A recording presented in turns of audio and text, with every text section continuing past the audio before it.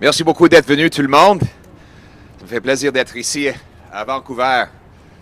Il n'y a pas longtemps, il y a eu une entente entre les citoyens et le pays.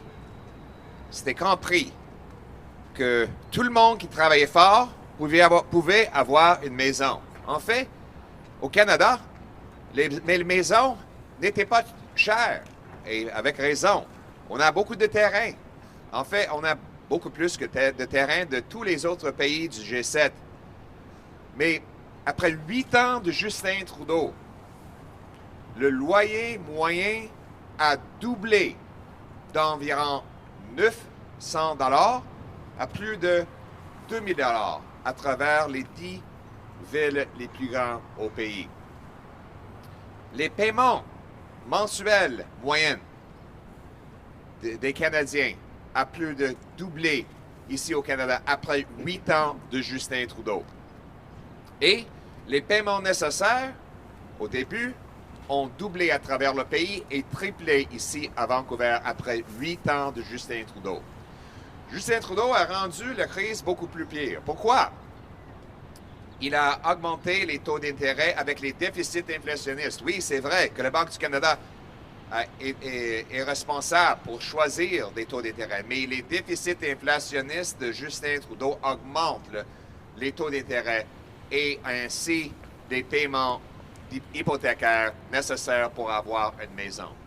En plus, il continue de donner davantage d'argent aux gardiens de privilèges aux gouvernements municipaux, des politiciens qui empêchent la construction des maisons ici au Canada, avec l'appui de Justin Trudeau, sont responsables pour le fait qu'au G7, on a le moins de maisons par capita au G7, même si on a le plus grand montant de terrain parmi ces mêmes pays.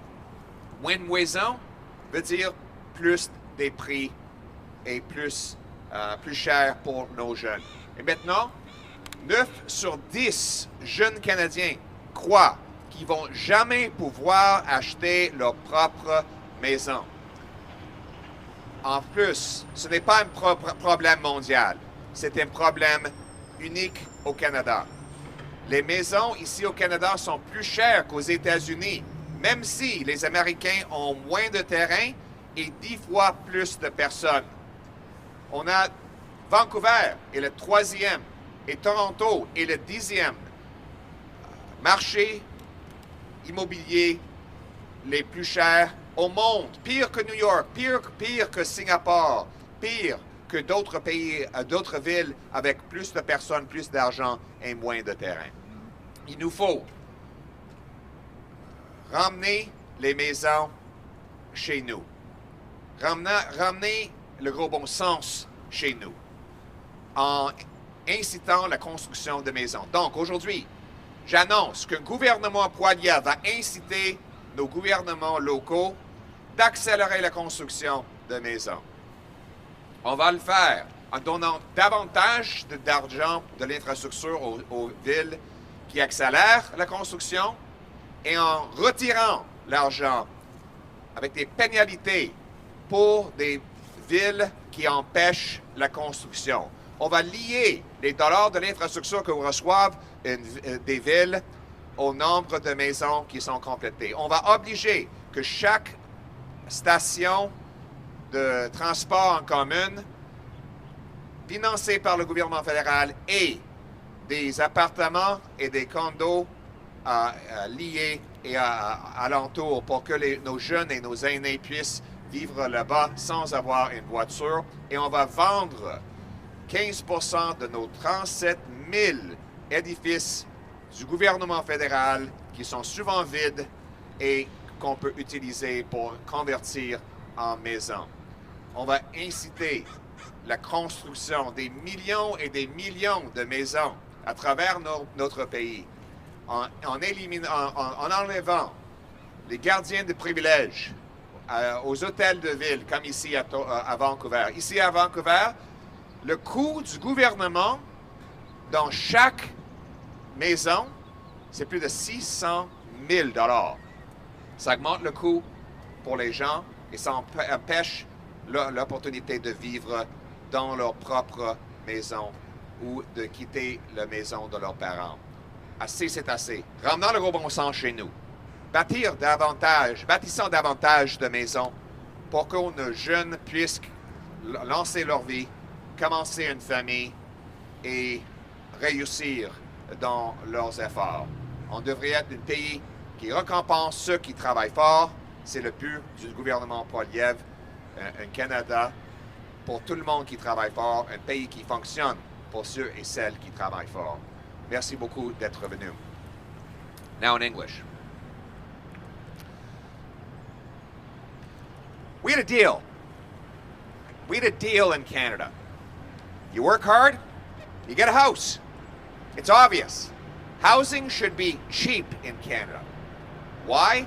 We have by far the most land per capita of any G7 country.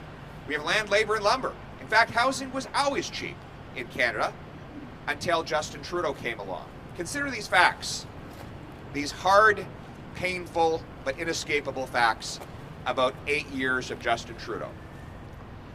In that time, the required monthly payment on an average mortgage has gone from $1,400 to $3,200. The average rent has gone from $950 to $2,200. And the average down payment has gone from 22 grand to 45 grand across Canada. In Vancouver, the Trudeau record is far worse.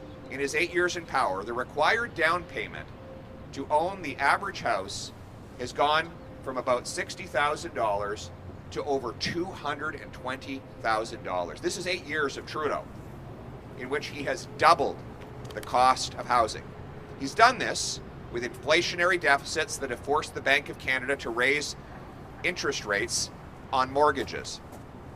He's also done it by continuing to shovel billions of dollars to the government gatekeepers at city halls like Vancouver's that block construction. We have the fewest houses per capita in all of the G7 after 8 years of Trudeau, even though we have the most land to build on. It doesn't make sense. Housing is more expensive in Canada than in the United States, even though they have 10 times the people on a smaller area of land. We have, in Vancouver, is the third most overpriced housing market in the world. Worse than New York City, worse than Singapore, worse than London, England, Los Angeles, other places with far more people and far less land. This is not a problem we can blame on some faraway global phenomenon. The housing shortage and the housing inflation under 8 years of Trudeau is a homegrown problem. Enough excuses from Trudeau. He has caused this problem, and it's time that we fix it.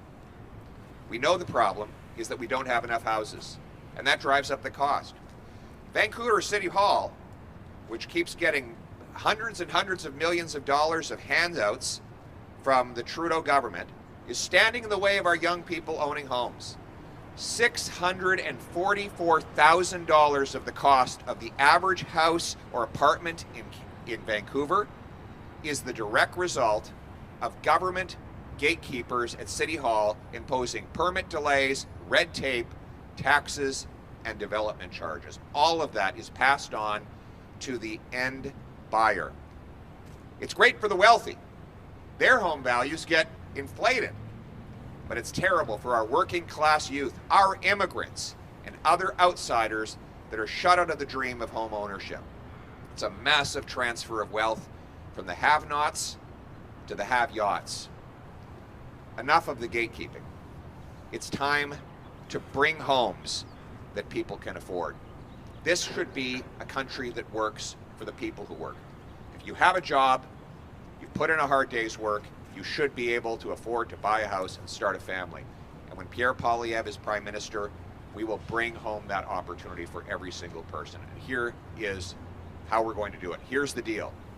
A Poilievre government will link the number of infrastructure dollars a city gets to the number of houses it allows to be completed. Governments that block construction will be fined. with clawbacks to their federal infrastructure money. Those that get out of the way, speed up building permits and free up land to build more, will get bonuses with extra infrastructure dollars. I will require every single federally funded transit station be surrounded by high-density apartments and condos so that our young people and our seniors don't even have to own a car. They can simply get on the elevator and jump on the train or bus. We'll also sell off 15% of the 37,000 federal buildings. Big, ugly, empty buildings. Many of them not even in use because people are now working from home. Want to sell them off and turn them into housing. We're talking about 5,000 or 6,000 buildings and other brownfield lands that are doing nothing that could be housing our working class young people across this country.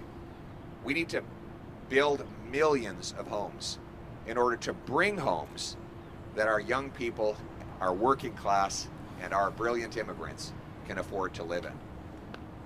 You know, the #1 cause of inequality in Canada and poverty is the housing shortage. And the gatekeepers who stand up for the privileges of the very few at the expense of the hardworking many.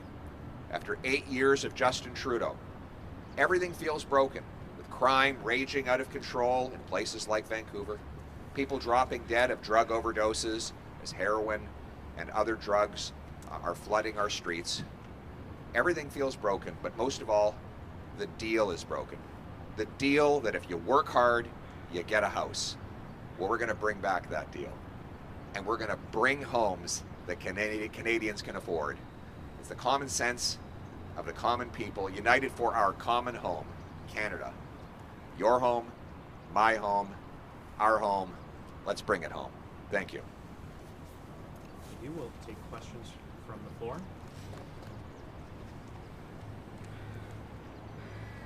Bon matin, M. Poilievre. Oui, bon matin. Jennifer Maher de Radio-Canada. Comment réagissez-vous à la suite de l'article du Globe and Mail sur les allégations d'ingérence du consulat général de Chine à Vancouver dans les élections municipales? C'est difficile pour moi à y réagir parce que je ne suis pas ici à Vancouver, je ne faisais pas partie de la campagne électorale municipale. Mais je veux juste dire que, évidemment, l'ingérence de Pékin à travers le Canada est un problème évident. Et c'est sûr que Pékin est intervenu pour aider Justin Trudeau à gagner des élections et pour supporter Justin Trudeau. Pékin a donné 200 000 $ à la Fondation Trudeau. Trudeau doit mettre fin au camouflage qu'il fait. Il essaie de camoufler son implication et sa connaissance de l'ingérence de Pékin. Il doit maintenant ouvrir les portes à la vérité avec une grande enquête publique et indépendante. C'est ça la solution. Merci. Okay, next question. Justin from Global News. So can you explain why it's so important for your party to have the Prime Minister's Chief of Staff testify about election interference allegations? The Prime Minister's Chief of Staff was intimately involved in his leadership campaign and in all of his federal election campaigns. We now know that Beijing interfered in numerous of those campaigns to help Justin Trudeau stay in power. She would have been involved in all of the inner workings of those campaigns, and she would have been aware of all the briefings that CSIS and other intelligence bodies would have provided. She knows all the secrets. It's time for her to come forward and honestly testify about what happened, what was Beijing's role in supporting Justin Trudeau, and how do we prevent this kind of interference from ever happening again in Canada. Next question. Hi, Mr. Poilievre. Martin McMahon with City News. I just wanted to ask about this plan you're talking about today in terms of federal money and I guess some conditions that you would attach to it. Would this be for new federal money, or would you have the capability to claw back previous commitments from previous governments? For future gas tax transfers and funding for transit projects will all be linked to getting the gatekeepers out of the way, speeding up building permits, and freeing up land to build houses across Canada. You know, according to CMHC data, which my office requested, Vancouver City Hall only approved about 6,000 housing units last year. If those numbers are true, it's a disgrace. That's the reason why our young people are living in despair in their parents' basements right across the city. It's the reason why we have record homelessness. It's the reason why our youth are crammed into 400 square foot apartments. That's not the Canadian dream. Canadians deserve better. Before Trudeau, housing was affordable and even cheap in lots of communities across this country. It's time to get the gatekeepers out of the way, build more homes, and bring homes that Canadians can afford. Next question. Hi, Mr. Poilievre. Chuck Chan with the Canadian Press. There has been a lot of recent media reports based on leaked CSIS documents. I was wondering if you're concerned that this could potentially affect our relationship with our Five Eyes partners, and also, if you're Prime Minister, what would you do about it? I didn't hear the last part of your question. If you're Prime Minister, what would you do about the CSIS leaks? Right. Thank you.